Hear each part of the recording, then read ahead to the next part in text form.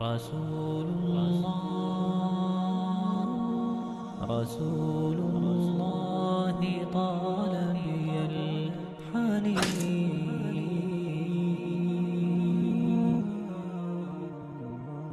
وأرق موجتي شوق الدفين. ایک مسلمان کو اپنی محبت کا اظہار کرنے کے لیے کن باتوں کو اپنی زندگی میں اختیار کرنا ہے، کون سے حقوق ہیں جن کو ادا کرنا ہے تاکہ اس کی محبت سچی ثابت ہو. سب سے پہلی نشانی انسان کی محبت کی، مسلمان اور مومن کی محبت کی، وہ یہ ہے کہ وہ رسول اللہ صلی اللہ علیہ وسلم پر ایمان لائے، اس کی لائی ہوئی شریعت کی تصدیق کرے اور اس بات کو زبان سے بیان کرے کہ سب سے بڑی سچائی وہ ہے جو رسول اللہ صلی اللہ علیہ وسلم نے بیان کر دی. سب سے بڑی صداقت وہ ہے جو رسول اللہ صلی اللہ علیہ وسلم نے دنیا کو بتا دی. اور یہ پہلا حق ہے رسول اللہ صلی اللہ علیہ وسلم کا اس کی امت پر. ہمیں اللہ کے رسول صلی اللہ علیہ وسلم پر ایمان لانا ہے، اس کی تصدیق کرنی ہے، اس کی لائی ہوئی شریعت کو کامل شریعت سمجھنا ہے. اور اسی بات کو قرآن مجید میں اللہ رب العزت کچھ یوں بیان کرتے ہیں: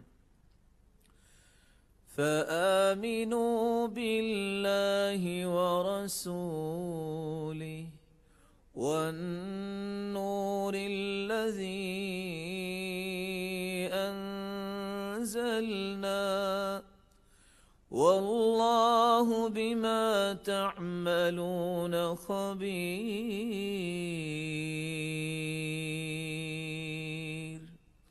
اللہ پر ایمان لاؤ اور اس کے رسول پر ایمان لاؤ اور اس روشنی پر ایمان لاؤ جو اللہ رب العزت نے نازل کیا ہے. تم ایمان لاتے ہو، تم تصدیق کرتے ہو یا نہیں کرتے، ان دونوں پہلوؤں کو تمہارا رب جانتا ہے. وہ ایک ایک عمل پر مطلع بھی ہے، ایک ایک عمل کے بارے میں خبر رکھنے والا ہے. اور اگر تم ایمان لے آؤ اور اللہ کے رسول صلی اللہ علیہ وسلم کی لائی ہوئی شریعت کی تصدیق کر دو تو اللہ تمہیں دگنی رحمت سے نواز دیں گے. اور اسی بات کو اللہ رب العزت نے کچھ یوں بیان کیا ہے: یا ایھا الذین آمنوا اتقوا اللہ وآمنوا برسوله يؤتكم كفلين من رحمته ويجعل لكم نورا تمشون به ويغفر لكم والله غفور رحيم.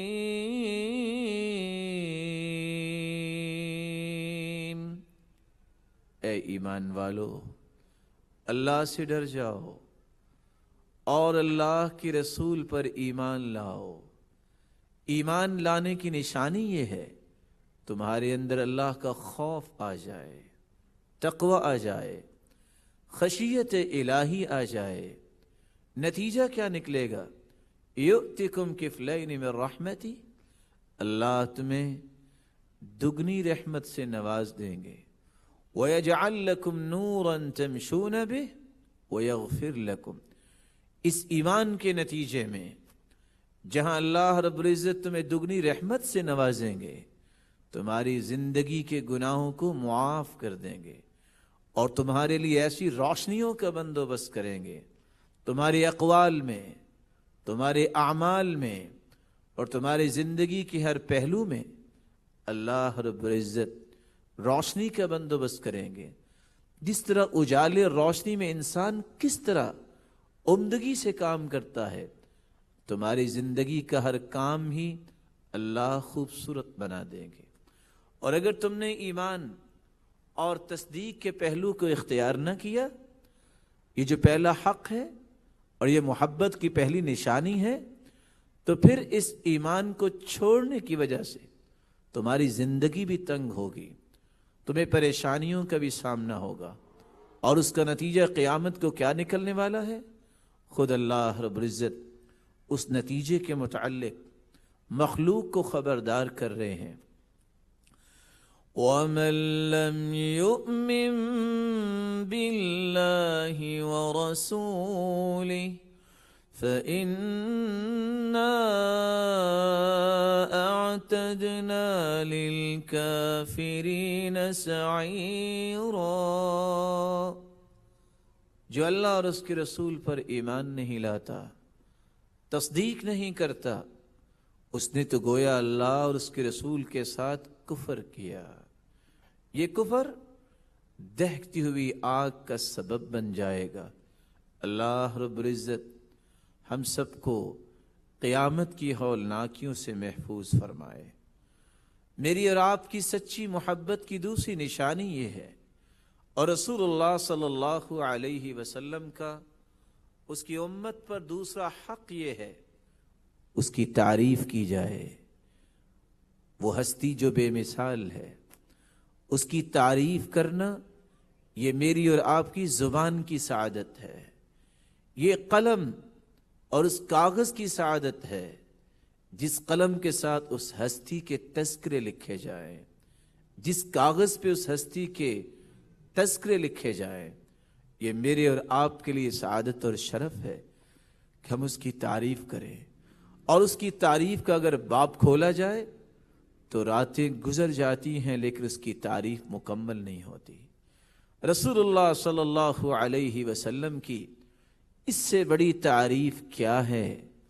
رسول اللہ صلی اللہ علیہ وسلم کو افضل الرسل، افضل البشر، خاتم النبیین اللہ رب العزت نے بنا کے بھیجا۔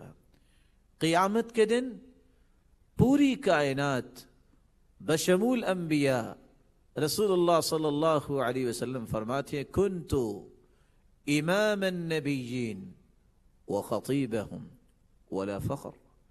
میں صرف دنیا میں ہی پوری کائنات سے اعلیٰ نہیں، مجھے اللہ نے قیامت کے دن بھی پوری کائنات کا امام بنایا ہے، خطیب بنایا ہے۔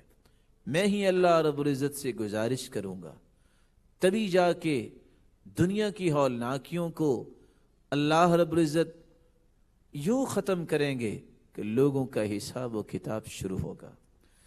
میری اور آپ کی سچی محبت کی تیسری علامت یہ ہے، اور رسول اللہ صلی اللہ علیہ وسلم کا ہم پر تیسرا حق یہ ہے کہ اس کا احترام کیا جائے، اس ہستی کی توقیر کی جائے، اس ہستی کی عزت کی جائے۔ ایک وہ عزت تھی جو آپ صلی اللہ علیہ وسلم کی زندگی میں صحابہ کیا کرتے۔ آج میں اور آپ کیسے عزت کر سکتے ہیں؟ زندگی کے کسی بھی مرحلے میں اگر اللہ کے رسول کا فرمان سامنے آ جائے، صحیح حدیث سامنے آ جائے، کسی مومن کے لیے جائز نہیں کہ پھر اس فرمان سے اعراض کرے۔ اللہ رب العزت اس لیے قرآن مجید میں فرماتے ہیں لِتُؤْمِنُوا بِاللَّهِ وَرَسُولِهِ وَتُعَزِّرُوهُ وَتُوَقِّرُوهُ وَتُسَبِّحُوهُ بُكْرَةً وَأَصِيلًا۔ تم اللہ پر ایمان لاؤ اور اس کے رسول پر ایمان لاؤ، اس کی عزت اور توقیر کرو، اللہ کی حمد اور تعریف بیان کرو۔ اور عزت یہ ہے، میری زندگی میں جب بھی کوئی مسئلہ پیش آ جائے، میری جتنی بھی رائے میں قوت ہو، میرے جتنے بھی تجربات عمدہ ہوں، میں کسی بڑے سے بڑے انسان کی بات کو بھی کوٹ کر رہا ہوں، جب اللہ کے رسول کا فرمان آ جائے تو میں زندگی کے تمام پہلوؤں کو خیر آباد کہہ دوں کہ بس اس سے آگے میں نہیں جا سکتا، یہ میری انتہا ہے۔ اللہ کے رسول صلی اللہ علیہ وسلم کی بات پر میں اپنی بات کو بلند نہیں کر سکتا۔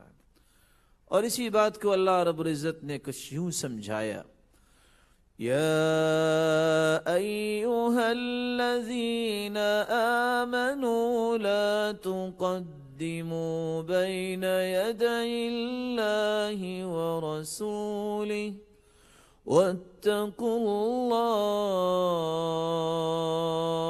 اللہ ان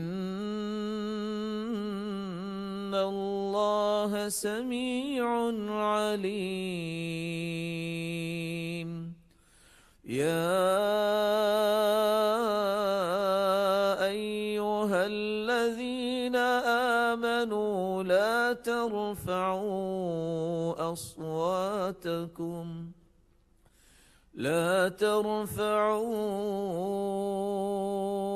أصواتكم فوق صوت النبي ولا تجهروا له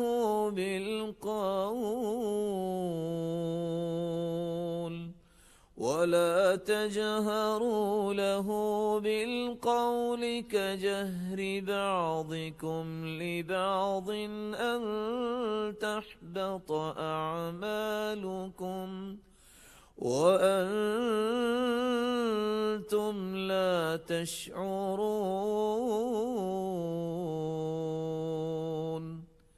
اے ایمان والو، لا تقدموا بین یدی اللہ ورسولہ، اللہ اور اس کے رسول کے فیصلوں سے آگے نہ جاؤ، اللہ سے ڈر جاؤ۔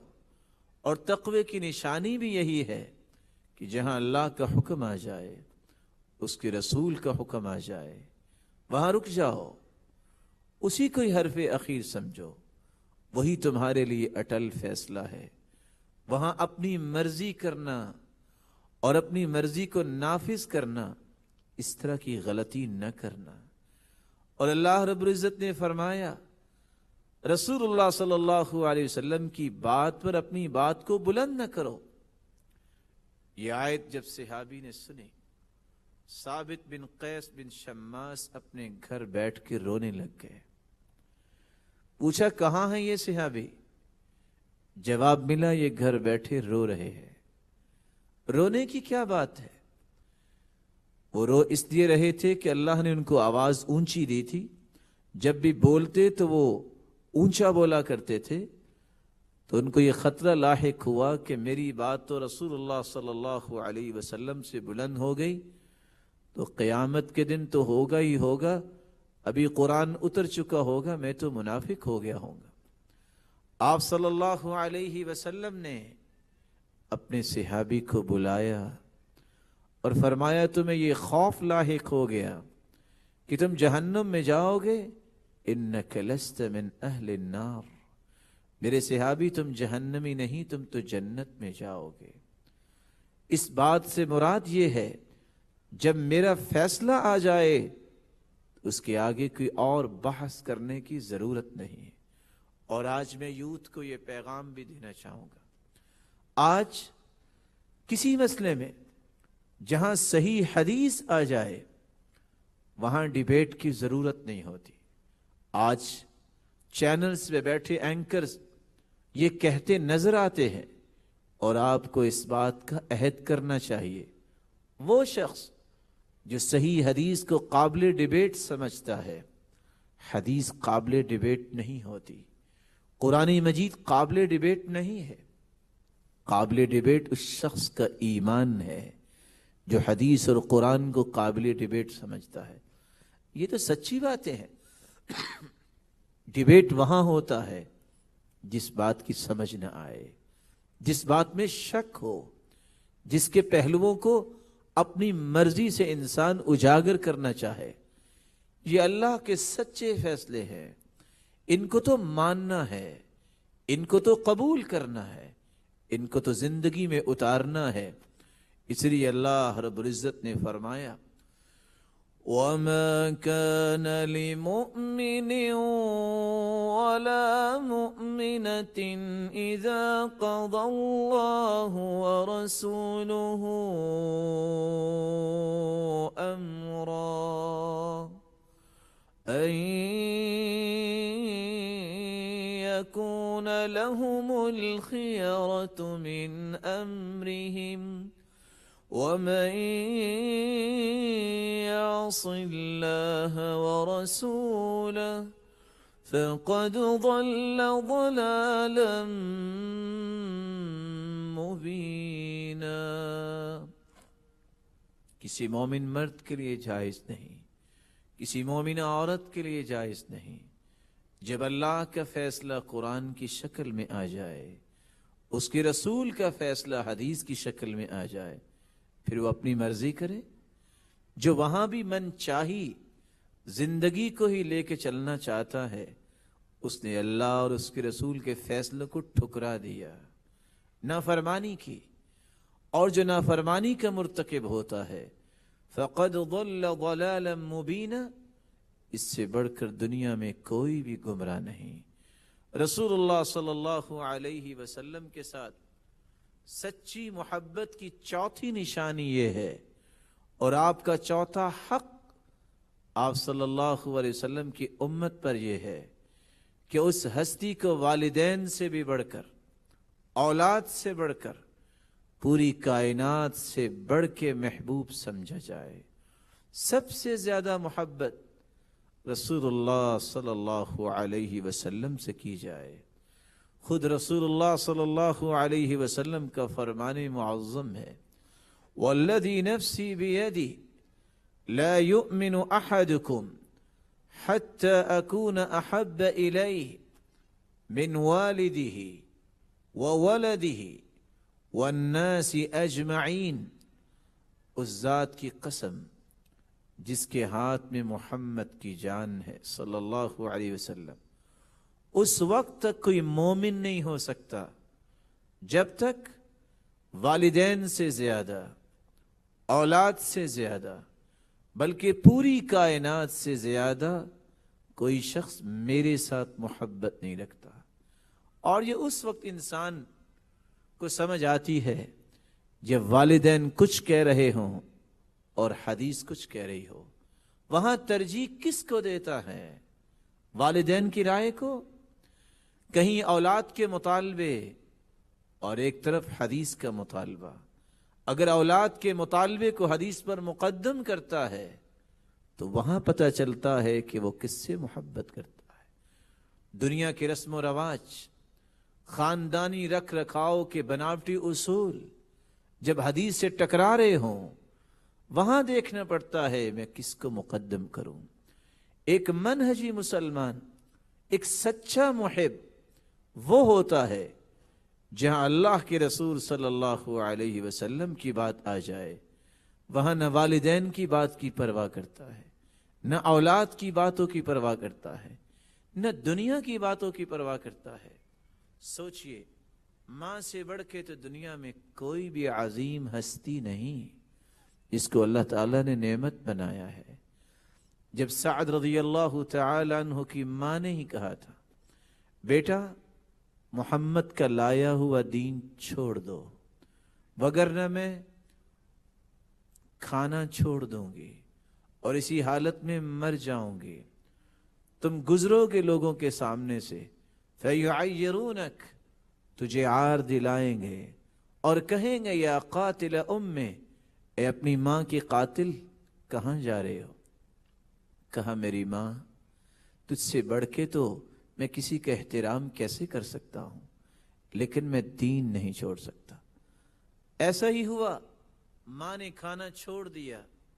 بیٹے نے جب دیکھا کہ معاملہ اس طرح تو حل نہیں ہوگا، فقام سعد، لم يقم سعد بل قام جبل، سعد نہیں اٹھے، ایک پہاڑ عظیمت کا اٹھا، اپنی ماں کے پاس پہنچے اور مخاطب ہو کے کہتے ہیں، یا اماں لو ان لك 100 نفس تخرج امامی نفسا نفسا، او میری ماں، ایک جان اللہ نے تجھے عطا کی ہے، اگر 100 جانیں بھی اللہ عطا کر دے اور میری آنکھوں کے سامنے 100 کی 100 جانیں ایک ایک کر کے نکل جائیں، میں پھر بھی محمد کا لایا ہوا دین نہیں چھوڑ سکتا۔ رسول اللہ صلی اللہ علیہ وسلم سے سچی محبت کی چوتھی نشانی یہ ہے کہ کائنات میں سب سے زیادہ اگر محبت کی جائے اللہ تعالیٰ کے بعد تو رسول اللہ صلی اللہ علیہ وسلم سے کی جائے۔ 5ویں نشانی اور 5واں حق رسول اللہ صلی اللہ علیہ وسلم کا یہ ہے کہ اس کی اطاعت کی جائے، اس کی نافرمانی سے اپنے آپ کو بچایا جائے۔ اس لیے اللہ رب العزت نے قرآن مجید میں اس بات کا حکم دیا، یا ایہا الذین آمنوا اطیعوا اللہ ورسولہ ولا تولوا عنہ وانتم تسمعون ولا تكونوا كالذين قالوا سمعنا وهم لا يسمعون۔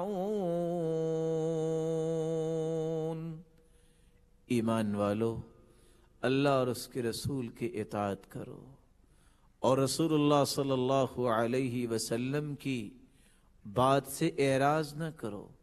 سننے کے بعد، سمجھنے کے بعد، پتہ چل جانے کے بعد اگر تم اس کی اطاعت نہیں کرو گے تو قرآن مجید نے واضح الفاظ میں کہہ دیا، وَلَا تُبْطِلُوا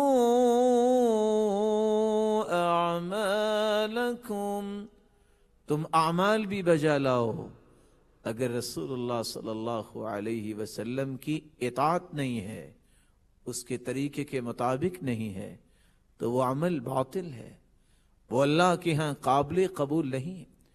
اس کی نافرمانی سے بچو۔ کس طرح اس کی نافرمانی سے بچا جائے، کس طرح اس کی اطاعت کی جائے؟ اللہ رب العزت نے ایک اصول دے دیا، وَمَا آتَاكُمُ الرَّسُولُ فَخُذُوهُ وَمَا نَهَاكُمْ عَنْهُ فَانْتَهُوا وَاتَّقُوا اللَّهَ إِنَّ اللَّهَ شَدِيدُ الْعِقَابِ۔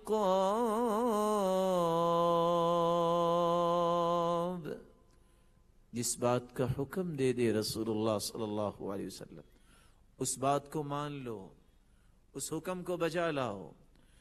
جس بات سے روک دیں اس سے رک جاؤ، اللہ سے بھی ڈر جاؤ، اور تمہارے تقوی کی علامت یہ ہوگی کہ تم اللہ کے رسول کی نافرمانی نہیں کرو گے، تم اس کی اطاعت پہ اپنے آپ کو لگاؤ گے۔ اور یاد رکھنا، اگر تم نے اس کی نافرمانی کی اور اگر تم نے اس کی اطاعت نہ کی، واللہ شدید العقاب، اللہ کے ہاں بڑے سخت عذاب ہیں۔ اللہ رب العزت ہمیں محفوظ فرمائے۔ اس لیے رسول اللہ صلی اللہ علیہ وسلم نے فرمایا تھا، صحیح بخاری کی روایت ہے، کل امتی یدخلون الجنہ الا من ابا، میرے صحابہ، میری ساری امت جنت میں جائے گی سوائے اس کے جو جنت جانے سے انکار کر دے گا۔ قیل ومن یأبى یا رسول اللہ صلی اللہ علیہ وسلم، سرتاج رسول کو جنت جانے سے بھی انکار کرتا ہے؟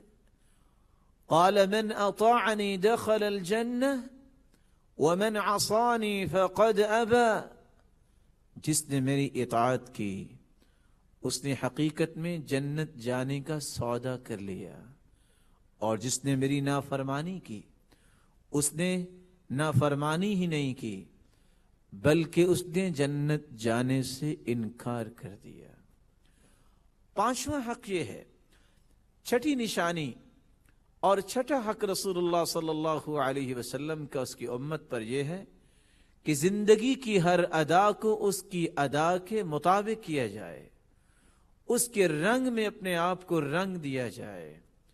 رسول اللہ صلی اللہ علیہ وسلم کو اللہ تعالیٰ نے پوری کائنات کے لیے آئیڈیل بنایا ہے، نمونہ بنایا ہے۔ لَقَدْ كَانَ لَكُمْ فِي رَسُولِ اللَّهِ أُسْوَةٌ حَسَنَةٌ لِمَنْ كَانَ يَرْجُو اللَّهَ وَالْيَوْمَ الْآخِرَ وَذَكَرَ اللَّهَ كَثِيرًا۔ ایک سچے محبت کرنے والے کو اللہ کے رسول کی اداؤں کو اپنی اداؤں میں شامل کرنا ہوگا۔ آپ نے خوشی کے موقع پہ کیا کیا، مجھے وہ کرنا ہے۔ كَانَ إِذَا أَتَاهُ أَمْرٌ يَسُرُّ بِهِ خَرَّ سَاجِدًا لِلَّهِ۔ اللہ کے رسول کو خوشی ملتی، آپ فوراً اللہ کے سامنے سجدہ ریز ہو جاتے۔ آپ کو خوشی میسر آتی، اپنی زبان سے یہ کلمات ادا کرتے، الحمدللہ الذی بنعمتی تتم الصالحات، اللہ تیری توفیق سے ہی میں نیکی کر سکا۔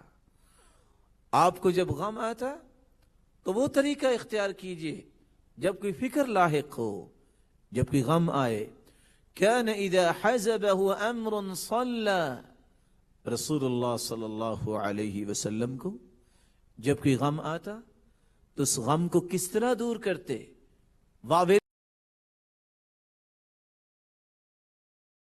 نہ کیا، بلکہ فوراً اللہ کے سامنے سجدہ ریز ہو جاتے۔